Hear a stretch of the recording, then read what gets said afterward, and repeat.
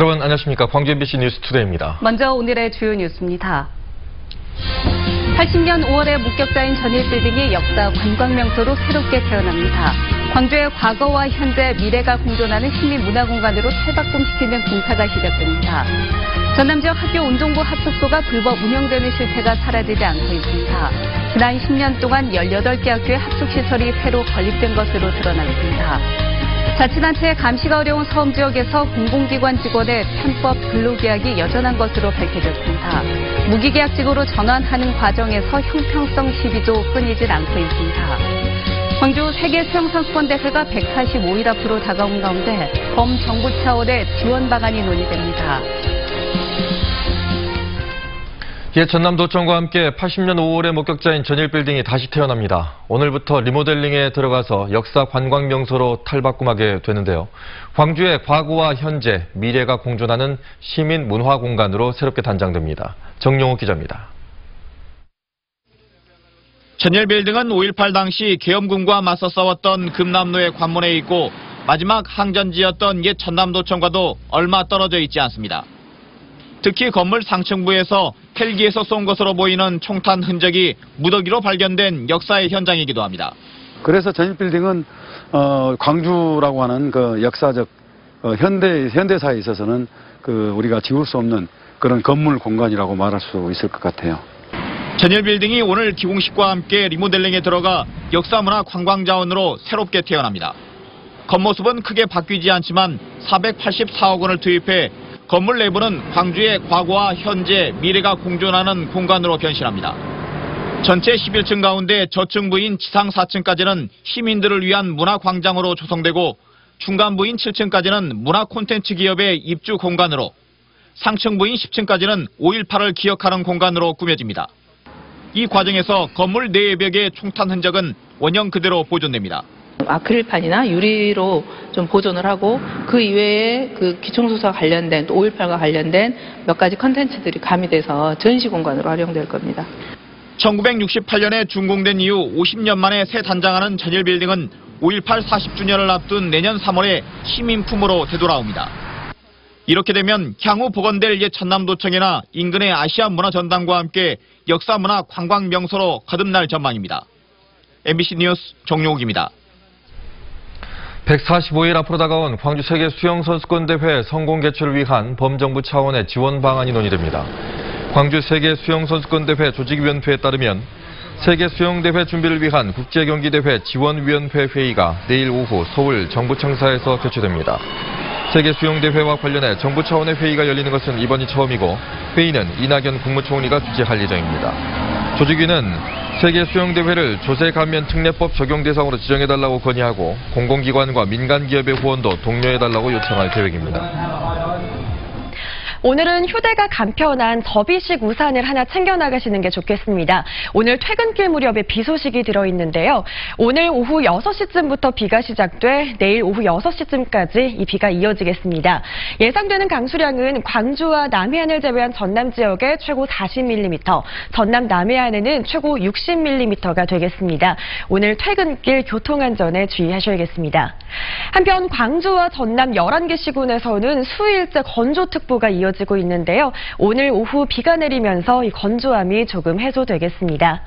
날은 흐리지만 기온은 오름세를 보이겠습니다. 오늘 아침 광주의 기온 영하 1.6도, 한낮 기온은 9도까지 올라 어제보다 1, 2도가량 높겠습니다. 추위가 누그러들면서 눈이 녹아 비가 된다는 절기 우수인 내일부터는 아침 기온도 큰 폭으로 오르겠는데요. 내일 아침 광주의 기온 4도로 시작하겠고 이후로 아침 기온도 영상권을 보이겠습니다. 날씨 정보였습니다. 운동선수 폭력 관행을 없애기 위해 정부가 학생 합숙 훈련을 폐지하기로 했습니다. 정부의 이번 방침 이전에도 학교 운동부 상시 합숙은 불법이었습니다.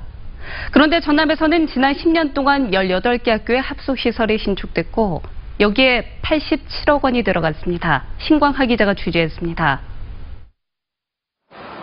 운동부를 운영하는 목포의 한 고등학교. 지난 2017년 말 학교 운동부를 위한 합숙소가 신축됐습니다. 건축비로만 도교육청 예산 8억 원이 투입됐지만 운영되지 않고 있습니다. 동아리 공간이라든가 다른 활동 공간으로 바꿔서 전환시켜서 사용할까 생각 중에 있습니다. 또 그렇게 가야 된다고 생각을 합니다. 최근 10년간 전남 지역 학교에 들어선 운동부 합숙소는 모두 18곳, 건립 예산으로 87억 원 넘는 돈이 지원됐습니다. 합숙 형태 훈련은 현행 법으로도 불법입니다. 그러나 외지 학생 유치를 위해 운동부 합숙소를 유치하는 학교도 많아 도교육청이 불법 시설에 예산을 지원했다는 비판이 일고 있습니다. 현재 점검단을 운영하고 있으며 1월 31일까지 1차 마무리하였고 2차 점검은 지금 현재 2월 12일부터 2월 26일까지 실시할 예정입니다. 문제는 현재 전남 학교에 재학 중인 외지 출신 학생 선수들입니다. 당장 숙식 등 생활 문제뿐만 아니라 위장 전입 등 법적인 문제를 해소해야 하기 때문입니다. 현재 재학 중인 운동부 학생들에 대한 어떤 철저한 대책을 먼저 강구하고 합숙소를 폐지하든 유지하든 이런 방법이 나와야 된다고 생각합니다. 도내 학생 선수 육성학교는 224개교, 학생 선수는 3,200명이 넘지만 합숙소 운영과 합숙 훈련 상황 등 대책의 기본이 되는 현황 자료조차 제대로 파악되지 않고 있습니다. MBC 뉴스 신광하입니다. 광주시가 2022년까지 국공립 어린이집 120곳을 확충하기로 했습니다. 광주시는 매년 30곳의 국공립 어린이집을 추가로 확보하기로 하고 88억 원을 인센티브 명목으로 순차적으로 투입한다고 밝혔습니다. 재정 자립도가 낮은 자치구의 재정 부담을 줄이기 위해서 광주시와 자치구가 각각 예산의 25%씩 부담하던 것을 광주시 35%, 자치구 15%로 조정했습니다. 광주시는 또 국공립 어린이집으로 확충할 때 필요한 기자재 구매비를 최대 5천만 원까지 지원할 계획입니다. 전남 지역 47개 학교가 올해 신입생을 받지 못하거나 나홀로 입학을 한 것으로 나타났습니다. 전라남도 교육청에 따르면 초등학교 6곳과 분교 22곳, 중학교 2곳, 고등학교 1곳 등 31개 학교가 새학기 신입생이 없는 것으로 조사됐습니다. 16개 학교는 신입생이 단 1명에 불과해 농어촌 인구 감소의 단면을 여실히 드러내고 있는 것으로 나타났습니다. 전남 지역 초중고등학교 학생은 지난 2000년 34만 1000여 명이었지만 올해 19만 3천여 명으로 줄었습니다.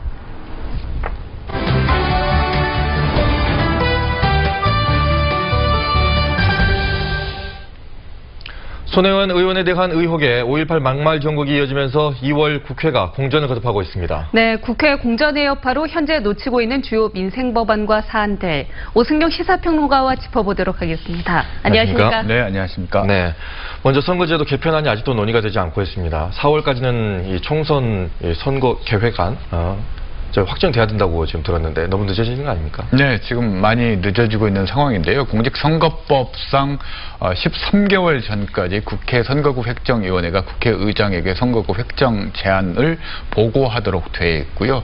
선거일 12개월 전, 그러니까 4월 15일까지는 국회에서 선거구 획정안을 처리하도록 되어 있습니다.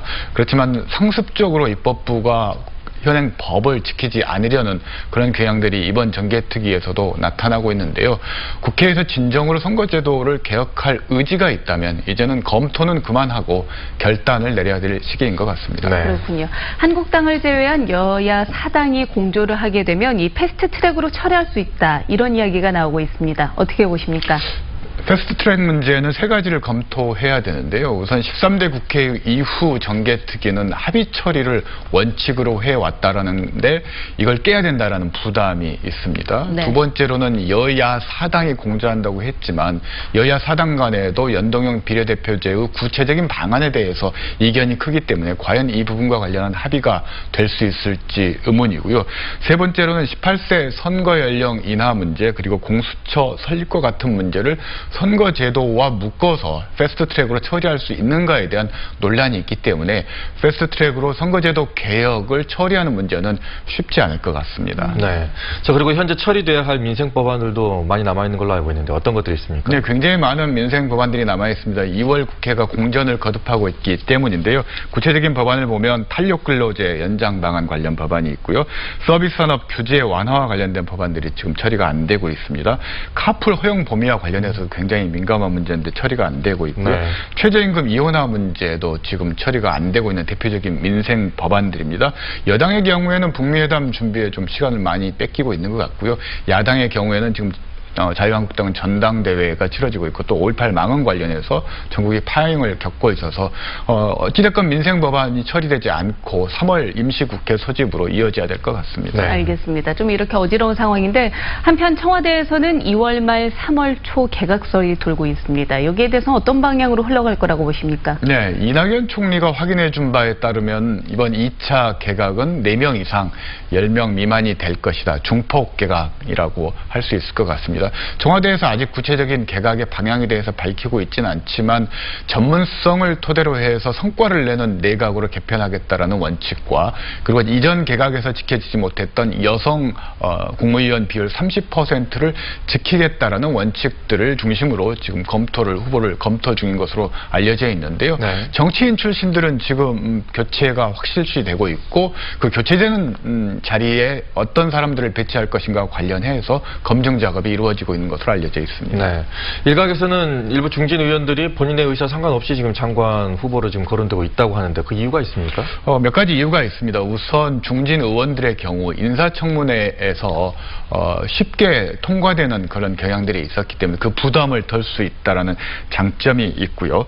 그리고 불출마를 전제로 입각을 하는 것이기 때문에 자연스럽게 민주당 내 세력 교체, 세대 교체도 이룰 수 있다라는 장점이 있습니다. 그렇지만 일부 하마평에 오르고 있는 중진 의원들의 경우에는 본인 의사도 확인하지 않고 하마평에 올리는 것은 이건 사실상 불출마를 압박하는 거 아닌가라는 네. 그런 불만들도 일부 나오고 있습니다. 네. 자, 언제까지 국민들이 이제 국회가 멈춰 있는 것을 보고 걱정해야 될 날이 이제 없을지 그게 좀 걱정이네요. 오늘 말씀 고맙습니다. 네, 감사합니다. 감사합니다.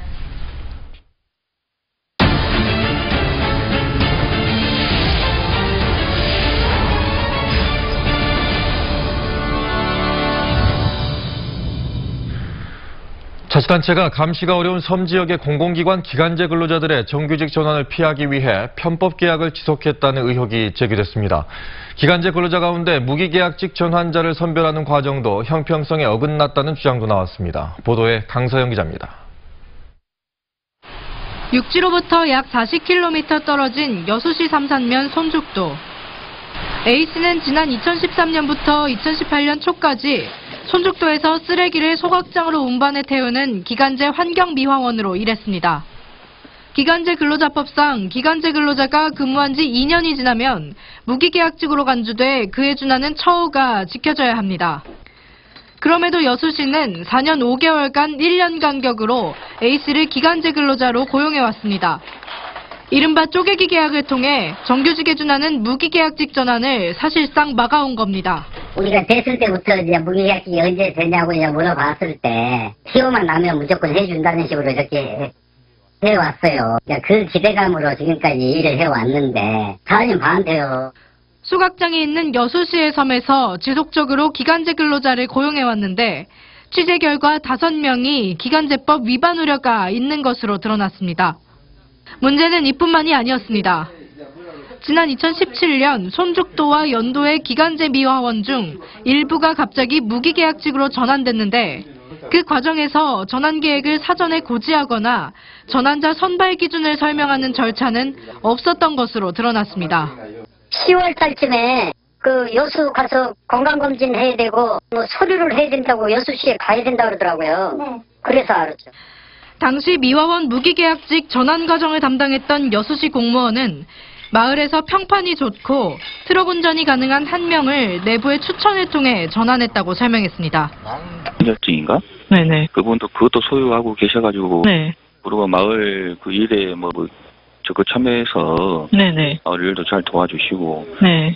마을 평판이 좋았던 것 같아요. 그때 당시 저희들 공무원이 전환은 그냥 내부적으로 추천받아서 그 인사위원 넘겨서 그런 식으로 지금 했던 게 가능이었거든요. 같은 조건이었음에도 무기계약직으로 전환되지 못했던 직원들은 이 같은 기준과 절차를 납득하기 어렵다고 토로했습니다. 한 사람만 우리도 알지 못하는 사이에 몰래 어떻게 해줘가지고 하면은 당연히 불만이 나오겠죠.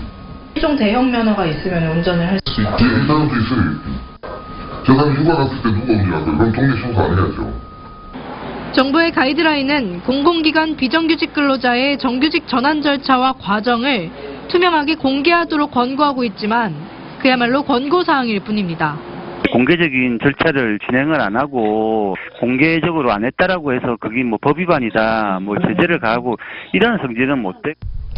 외부와의 접촉과 감시가 어려운 섬지역 공공기관에서는 부당한 노동계약이 이루어지고 있다는 목소리가 커지고 있습니다. MBC 뉴스 강서영입니다. 광주 서부경찰서는 편의점에서 직원을 흉기로 위협해 돈을 훔쳐 달아난 28살 정모 씨를 범행 12시간 만에 붙잡아 조사하고 있습니다. 정 씨는 어제 새벽 3시 반쯤 광주시 서구 동천동의 한 편의점에서 문구용 가위로 직원을 위협해 현금 38만 원을 훔쳐 달아난 혐의를 받고 있습니다. CCTV 추적을 통해 경찰에 붙잡힌 정 씨는 생활비가 떨어져 범행을 저질렀다고 진술했습니다. 영암경찰서는 초등학교 예비 소집 과정에서 허위 출생 신고가 드러난 영암 쌍둥이 사건의 브로커 47살 임모 씨 등 3명을 검거했습니다. 임 씨 등은 인터넷 광고로 28살 김모 씨에게 접근한 뒤 인 후보 중인 2명을 내세워 김 씨에게 허위 출생 신고서를 서울의 한 구청에 제출하도록 지시한 혐의를 받고 있습니다.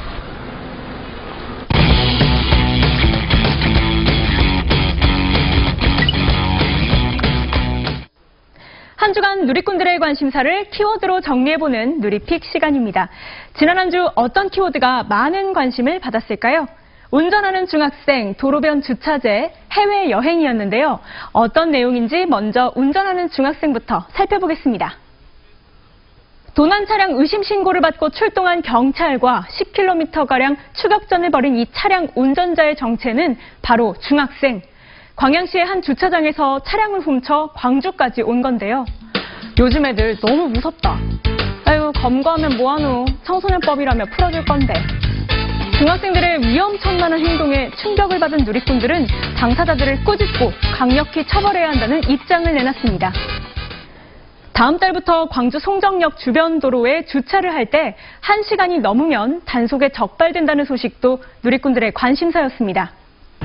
광주 광산구가 광주 송정역 인근 광산로에서 시행 중인 도로변 주차제를 1시간 단위로 변경한 이유는 주차 수요는 증가하고 있지만 장시간 주차하는 경우가 많기 때문인데요. 드디어 하네? 잘됐다. 여기 가면 주차 때문에 스트레스. 이렇듯 평소 주차에 불만이 있었던 분들은 변경된 도로변 주차제를 반기기도 했지만요. 주차장 만들어주고 단속을 하든지 말든지 불만의 목소리도 적지 않았습니다. 다음 달부터 광산로 장터국밥에서 백제약국 사거리 구간 가장자리에 오전 7시부터 오후 9시 사이 주차할 경우 1시간을 넘기면 주차 위반 단속에 적발된다는 사실 꼭 기억해 두시길 바랍니다. 해외여행을 계획 중이시라면 주목! 광주 MBC 온라인 콘텐츠 요즘 것들의 경제에서 해외여행에 대한 모든 것을 알려드립니다. 아직 가장 기본적으로 역사적인 배경이나 아니면 여기가 무엇이 유명한 곳이고 여기에 전통 음식은 무엇인지 이 사람들의 기본적인 생활 습관이나 기본적인 문화가 어떤지 정도는 미리 조금 가이드북을 통해서 여행을 떠나기 전 계획 세울 때 도움이 될 만한 정보부터 저렴하게 비행기표를 구매하는 방법, 그리고 여행 가기 전 가장 고민하는 캐리어 잘 싸는 꿀팁까지 해외여행 초보자라면 더욱 눈길이 갈 만한 유용한 정보들로 가득했는데요. 할 일이 많구만. 항공권이랑 숙박이랑 먼저 해야겠네. 꿀팁! 해외여행을 계획 중인 누리꾼들에게는 큰 관심을 받았습니다. 더 많은 내용은 광주 MBC 유튜브에서 보실 수 있고요.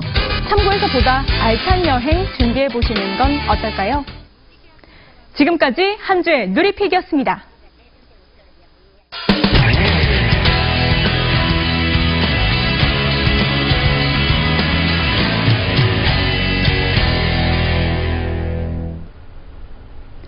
(5.18) 망언으로 공분을 사고 있는 지만원 씨 등 극우 인사들은 제주 4.3 사건 희생자들도 괴물이라 부르며 모독해왔습니다.